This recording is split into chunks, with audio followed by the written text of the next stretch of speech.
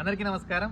మన పిల్లలు స్కూల్ నుంచి వస్తానే స్నాక్స్ తిన్నారు. తినిన తర్వాత డైలీ ట్యూషన్కి కూర్చునే వాళ్ళు.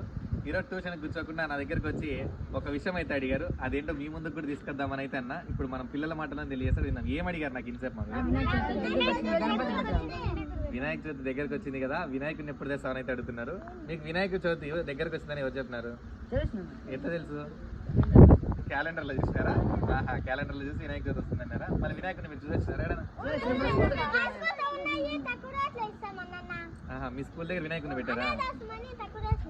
మన ఆశ్రమం అని తక్కువ రేటుకి ఇస్తానన్నారా? Okay okay. మన పిల్లలు అయితే వినాయక చవితి వస్తుందని బాగా చాలా హడావిడిగా చాలా సంతోషంగా ఉన్నారు. ఎందుకంటే నేను చిన్నగా ఉన్నప్పుడు వినాయక చవితి వస్తుందంటే చందా అడిగకపోవడము ఇలా చాలా సంబరాలు చేసేవాళ్ళము. అలా మన పిల్లలు కూడా ఇప్పుడైతే వినాయక చవితి వస్తుందని ఎప్పుడు వినాయకుడిని ఆర్డర్ ఇస్తాము అని అయితే అంటున్నారు. మనం వినాయకుడిని కూడా దగ్గరలో ఆర్డర్ ఇచ్చినప్పుడు మన పిల్లల్ని కూడా తీసుకెళ్తాం. అది కూడా మీ ముందుకైతే తీసుకొని వస్తాం. Thank you.